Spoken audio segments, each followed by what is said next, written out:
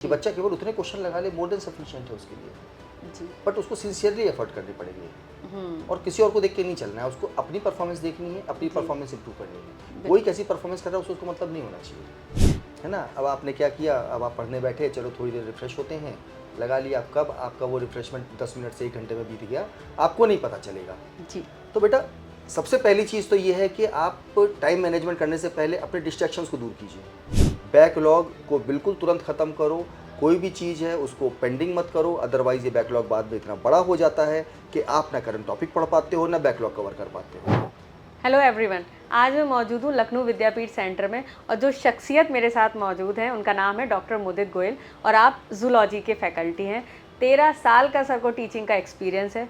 बहुत सारे बच्चों से सर अपनी लाइफ में मिले हैं टीचिंग के टाइम पे। तो चलिए जानते हैं सर से ही कि कैसा है उनका एक्सपीरियंस, कैसा है बच्चों के साथ कोऑर्डिनेशन और क्यों बच्चे सर के इतने फ़ैन हैं। तो सर प्लीज़ आप अपने बारे में कुछ बताएं। मैं सर डॉक्टर मुदित गोयल और मैं जूलॉजी फैकल्टी हूँ जी। नीट में। बाकी का पढ़ाना मुझे अच्छा लगता है, जी। बस इसीलिए फील्ड में है। सर सिर्फ पढ़ाना ही अच्छा लगता है या आपकी चॉइस ही थी ये करियर चूज़ करने की, या घर का कुछ प्रेशर था उस समय में जो आपने ये टीचिंग करियर चूज़ देखिए किया? बेसिकली डॉक्टर हूँ तो पहले मैं प्रैक्टिस भी किया करता था जी। और साथ में थोड़ा बहुत पढ़ाया भी करता था। तो फिर जी। मुझे ना पढ़ाने में कुछ ज़्यादा ही इंटरेस्ट रहा जी। शुरू से, है ना। तो फिर मैंने स्विच कर लिया पूरी तरीके से इधर ही। अब मैं प्रैक्टिस में नहीं हूँ, मैं केवल पढ़ाने में हूँ। पढ़ाने में हो। तो सर बच्चे आपके क्यों इतने फ़ैन हैं, क्या यूनिकनेस है बाकी और फैकल्टी के मुकाबले? अब मैम ये तो बच्चे ही बता पाएंगे कि क्या वजह हो सकती है, कुछ क्योंकि तो आप... मैं तो भाई जो मुझे आता है मैं बच्चों को पूरी तरह से बताने की कोशिश करता हूँ। जी। और मैं एक्चुअली हर क्लास में ये मान के जाता हूँ कि मेरे सामने नया बच्चा बैठा है। जी। तो अब जो बच्चा सामने बैठा है वो पहली बार पढ़ने जा रहा है। हाँ। अब मेरा जो तरीका है पढ़ाने का शायद उसके लिए कुछ और नया तरीका हो, तो मैं एक चैलेंज की तरीके से लेता हूँ हर क्लास को ओके। कि हर क्लास में जा रहे हैं तो भाई अपने जो कुछ पुराने सेट तरीके हैं उनको तो मैं अप्लाई करता ही करता हूँ, लेकिन कई बार क्या होता है कि मुझे नए तरीके भी ढूंढने पड़ते हैं, क्योंकि ज़रूरी नहीं है कि एक ही पैटर्न सब पे लागू होता हो। ओके। तो एक तो ये टीचिंग मेथोडोलॉजी, और कहीं ना कहीं एक मेडिकल प्रोफेशन से होने की वजह से और मेरी टीचिंग की जो फील्ड है वो जूलॉजी है, तो वो कहीं मैच कर जाती है। तो जितना एक फ्री हैंड होकर के मैं इसमें बच्चों को डिलीवर कर पाता हूँ, बिकॉज एक बेसिक कॉन्सेप्ट मुझे क्लियर रहती है चीज़ों की, तो शायद हो सकता है यही वजह हो। ओके।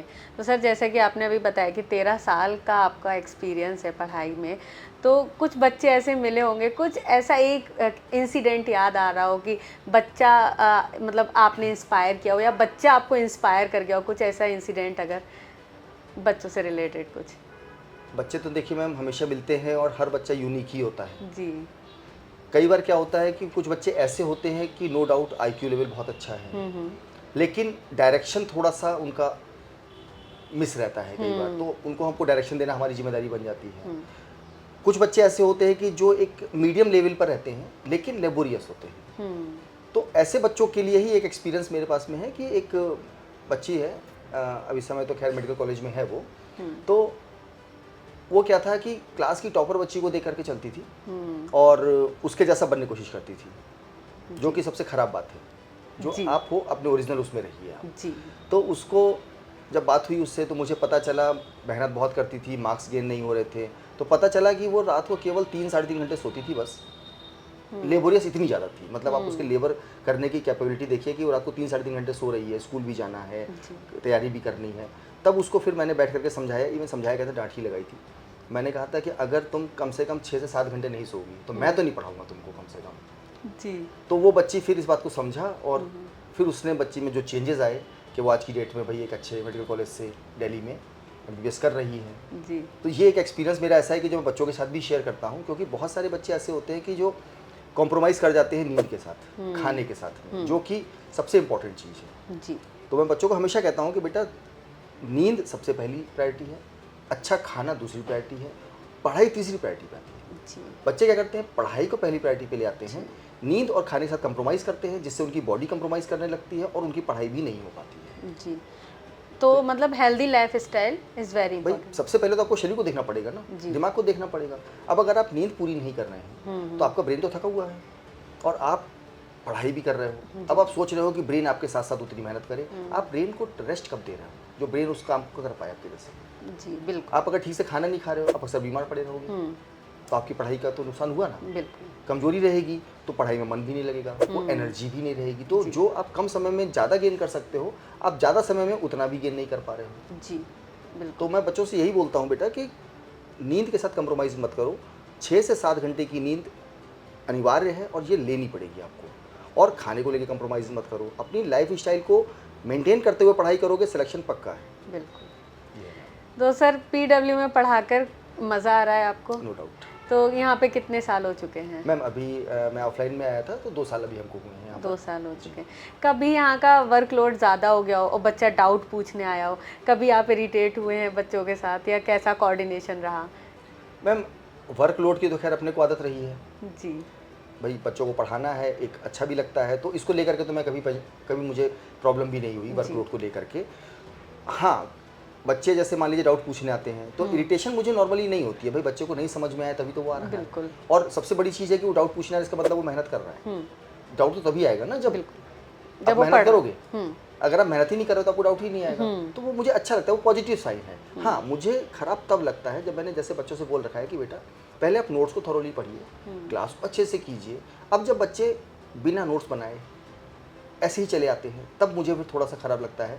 तब मैं उनसे कहता हूँ कि मैं डाउट आपको तब तक नहीं बताऊँगा जब तक आप मेरे नोट्स नहीं बनाओगे। क्योंकि अगर वो जिस दिन नोट्स बना लेंगे तो आधे डाउट्स उनके तभी खत्म हो जाएंगे। बिल्कुल। और वो उनके फ्यूचर के लिए फ़ायदेमंद होता है। जी। तो तब खराब लगता है जब बच्चा बिना नोट्स पढ़े, बिना क्लास अटेंड किए सीधे आ जा करके पूछता है कि सर इसका डाउट बता दीजिए। तुमने क्लास की होती, नोट्स को प्रॉपर्ली बनाया होता तो तुम डाउट पूछने भी शायद नहीं आते। बिल्कुल बिल्कुल। सर जैसे बच्चों के अंदर आजकल देखा जा रहा है कंपटीशन डे बाय डे बढ़ रहा है, तो बच्चे भी अपनी स्ट्रेटजीज़ को, उन सब चीज़ों को मॉडिफाई कर रहे हैं। तो आपके हिसाब से अभी बढ़ते कंपटीशन को देखकर क्या बच्चे की स्ट्रेटजीज़ होनी चाहिए एक एग्ज़ाम निकालने के लिए? मैम देखिए, पहले के टाइम से अगर हम कंपेयर करें तो जब पहले CPMT हुआ करते थे, IPMT हुआ करता था, तो उस समय का सिलेबस बहुत वास्ट था। बहुत ज़्यादा सिलेबस था। हाँ, कंपटीशन कम था, बच्चे कम थे, तो उस रिस्पेक्ट में सीट्स भी कम थी। जी। तो कंपटीशन का रेशियो तो लगभग वही था, क्योंकि सीट्स कम थी, बच्चे भी कम थे। अब बच्चे बढ़े हैं तो सीट्स भी अकॉर्डिंगली थोड़ी बहुत तो बढ़ी नहीं है। लेकिन पहले बहुत ज़्यादा सिलेबस हुआ करता था तो बच्चे को बहुत ज़्यादा तैयारी में टाइम गुजारना पड़ता था, बहुत सारी थियरी पढ़नी पड़ती थी, बहुत सारी चीज़ों करना पड़ता था। लेकिन अब ये बच्चे सच में, हम ये कहेंगे कि अब जो पैटर्न चेंज हुआ है कि अब NCERT बेस्ड हो गया है नीट। कि नीट में तो कम से कम ये दुनिया का एक ऐसा एग्ज़ाम है कि बच्चे को पता है ना कहाँ से आ रहा है। जी। तो बच्चे को केवल क्या करना है, NCERT पे प्रॉपर फोकस करना है। उस NCERT किताब से सारे क्वेश्चन आएंगे लगभग। तो अगर बच्चा सिर्फ NCERT को ही फोकस कर ले और उसकी लाइंस को अच्छे से समझ ले तो उसका सिलेक्शन तो बहुत आसानी से हो जाएगा। बट बच्चे क्या करते हैं कई बार कि वो NCERT को बहुत लाइटली लेते हैं। उनको लगता है कि NCERT में तो कुछ है ही नहीं, जी। हम कहीं और से दूसरा पढ़ के और ज़्यादा पढ़ के और ज़्यादा पढ़ के हम सिलेक्शन ले लेंगे। बस वहीं उनकी अप्रोच गलत हो जाती है। अगर वो NCERT पे फोकस करें और टीचर ने NCERT को ले करके जो पढ़ाया है, उसकी लाइंस को जिस तरीके से समझाया है, अगर वो उसी चीज़ पे फोकस कर लेगा तो उसकी NCERT पे एक अच्छा कमांड हो जाएगा और उसका सिलेक्शन भी इजीली हो जाता है। हमने देखा भी है कि जो बच्चे NCERT पे कमांड कर लेते हैं उनके सिलेक्शंस बहुत अच्छे होते हैं। ओके। मतलब जितने भी प्रीवियस टाइम में टॉपर्स वगैरह निकले हैं उन सब ने एक बात कॉमन थी कि उन्होंने NCERT पे कमांड किया। बहुत अच्छा कमांड था। तो बच्चों को इधर उधर रिसोर्सेज के लिए भटकना नहीं चाहिए। कोई जरूरत नहीं मैम जी। NCERT सफिशिएंट है। और बाकी का हमारे PW में तो खैर इतना ज़्यादा इनके पास क्वेश्चन की प्रैक्टिस के लिए ऑलरेडी मटेरियल अवेलेबल है कि बच्चा केवल उतने क्वेश्चन लगा ले, मोर देन सफिशिएंट है उसके लिए। जी। बट उसको सिंसियरली एफर्ट करने पड़ेंगे और किसी और को देख के नहीं चलना है। उसको अपनी परफॉर्मेंस देखनी है, अपनी परफॉर्मेंस इंप्रूव करनी है। कोई कैसी परफॉर्मेंस कर रहा है उसको मतलब नहीं होना चाहिए। बिल्कुल बिल्कुल।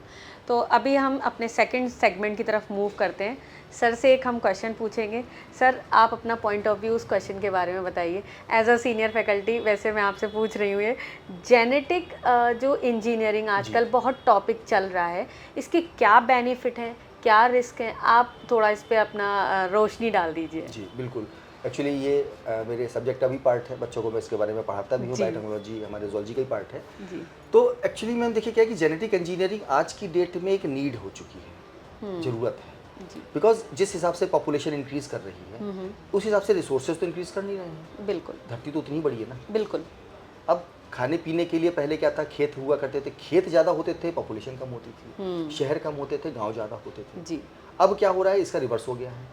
अब पॉपुलेशन ज़्यादा होती जा रही है, खेत कम होते जा रहे हैं। अब जब पॉपुलेशन ज़्यादा होगी तो बट ऑब्वियस है कि जो खाने पीने की चीज़ें हैं, जो अनाज है, उसकी कमी पड़ने लगेगी। सब्जियां हैं, अनाज है, क्योंकि भाई प्लांट्स आर प्राइमरी प्रोड्यूसर्स, हम तो सेकेंडरी हैं। मतलब हम उनको कंज्यूमर्स हैं, ठीक है, वही प्रोड्यूसर हैं। तो जब तक वो प्रोड्यूस नहीं करेंगे हम खा नहीं पाएंगे। बिल्कुल। तो हमें अब प्लांट्स की, हम ज़मीन नहीं बढ़ा सकते, ज़मीन हमारी कॉन्स्ट्रिक्ट होती जा रही है क्योंकि वहाँ पे आबादी बढ़ती चली जा रही है, खेत छोटे होते जा रहे हैं। तो हमें अब क्या करना पड़ेगा, उन प्लांट्स की ईल्ड को बढ़ाना पड़ेगा ताकि उसी प्लांट से हम पहले से 2-3 गुना ज़्यादा फसल ले लें, ताकि हम बढ़ती हुई आबादी के पेट को भर पाएँ जी।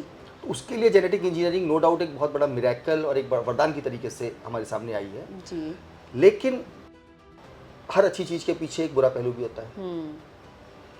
नेचर में अगर हम इवोल्यूशन को देखते हैं तो जो भी स्पीशीज़ आज की डेट में इस धरती पर मौजूद हैं उन्होंने लाखों साल का, हजारों साल का सफ़र तय किया है और उन्होंने अपनी पोजीशन को साबित किया है, बिल्कुल, तब वो यहाँ पर हैं। और अगर हम, जैसे आइंस्टाइन भी कह के गए थे कि अगर मधुमक्खियाँ ख़त्म हो जाएंगी तो इंसान 30 सालों में ख़त्म हो जाएंगे जी। अब आप देखिए कि मधुमक्खियों का इंसानों के साथ तो क्या संबंध, कोई संबंध नहीं है जी। भाई इंसान को शहद मिलता जाता था, लेकिन मधुमक्खियाँ पॉलिनेशन कराती हैं जी। अगर वो पॉलिनेशन नहीं होगा तो फसल नहीं होगी, खाने की दिक्कत आ जाएगी। इसका मतलब जितनी भी स्पीशीज़ हैं वो कहीं ना कहीं प्रत्यक्ष और अप्रत्यक्ष रूप से जुड़ी हुई है जी। है ना, ये बात समझने वाली है। बिल्कुल। तो अगर ये जुड़ी हुई हैं तो इन्होंने लाखों सालों में अपने जुड़ाव को साबित किया है। बिल्कुल। हम क्या कर रहे हैं, जेनेटिक इंजीनियरिंग में इसी चीज़ के साथ खिलवाड़ कर रहे हैं। जो चीज़ हमारे लिए आज बहुत अच्छी हमें लग रही है, हमने उसके जेनेटिक लेवल पर चेंज किया और उसको एकदम नई स्पीशीज़ में कन्वर्ट कर दिया, तो आज हमारे लिए बहुत अच्छी लग रही है, लेकिन हमें नहीं पता है कि 1000 साल बाद इसकी क्या, किस डायरेक्शन में चला जाएगा। बिल्कुल। तो हो सकता है हम आज जो चीज़ हमको अच्छी लग रही है वो कल के लिए हम मॉन्स्टर तैयार कर रहे हैं, हमें नहीं पता क्योंकि वो किस डायरेक्शन में जाएगी। बिल्कुल। इवोल्यूशन का यही तो वो है कि नहीं पता होता ना कि किस डायरेक्शन में ही जाएगा। आज बहुत अच्छा लग रहा है। तो जेनेटिक इंजीनियरिंग नो डाउट बहुत अच्छी चीज़ है, लेकिन इसको बेलगाम तरीके से अगर हम करेंगे तो ये बहुत जल्दी ही हमारे लिए बहुत विनाशकारी भी सिद्ध हो सकती है। बिल्कुल। तो इसके लिए जो एथिकल इश्यूज़ हैं उनको बहुत स्ट्रिक्ट रखना पड़ेगा, कंट्रीज़ के ऊपर बहुत कंट्रोल रखना पड़ेगा। अब अगर जेनेटिक इंजीनियरिंग नहीं हुई होती तो शायद कोविड की वैक्सीन भी हमको इतनी अवेलेबल नहीं हो पाती, वो जेनेटिक इंजीनियरिंग की वजह से हो पाई, इतने मास लेवल मिली। तो चीज़ बहुत अच्छी है जी, लेकिन under strict ethical parameters, okay. Otherwise ये फिर बहुत नुकसानदेह हो सकती है। बिल्कुल। जिसका कि हमें भी रिजल्ट नहीं पता क्या होगा। बिल्कुल सर, अब लास्ट में मैं एक एडवाइस अगर आप बच्चों को दे सकें टाइम मैनेजमेंट से रिलेटेड, तो आप क्या कहना चाहेंगे हमारे बच्चों को? बेटा देखो, पढ़ाई करने का वास्तव में कोई टाइम तो होता नहीं है, बस ये होता है आपको टाइम वेस्ट नहीं करना है। पहली चीज़, आजकल तो बहुत सारे डिस्ट्रैक्शंस आ गए हैं, है ना। सबसे बड़ा डिस्ट्रैक्शन तो यही है ना। अब आपने क्या किया, अब आप पढ़ने बैठे, चलो थोड़ी देर रिफ्रेश होते हैं, लगा लिया। आप कब आपका वो रिफ्रेशमेंट 10 मिनट से 1 घंटे में बीत गया, आपको नहीं पता चलेगा जी। तो बेटा सबसे पहली चीज़ तो ये है कि आप टाइम मैनेजमेंट करने से पहले अपने डिस्ट्रैक्शंस को दूर कीजिए।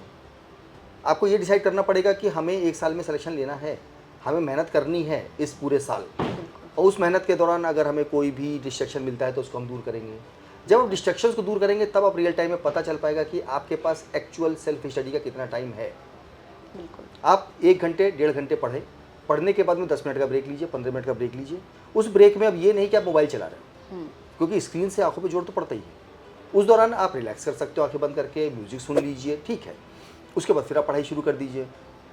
तो सबसे पहली चीज़ आप ये निकालिए कि आपके पास एक्चुअली पढ़ने के कितने घंटे कब कब मौजूद हैं।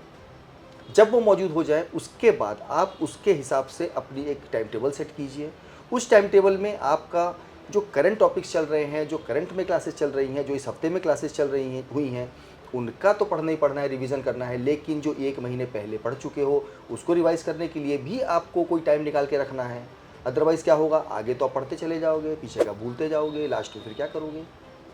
तो आपको आगे का पढ़ते जाना है, पीछे का कैरी फॉरवर्ड संग में लेते आके चलना है, ताकि लास्ट में आपके लिए कोई भी ऐसी चीज़ ना हो जो आपको ड्रैग करे। प्लस बैकलॉग मत क्रिएट होने दो। बैकलॉग को बिल्कुल तुरंत ख़त्म करो।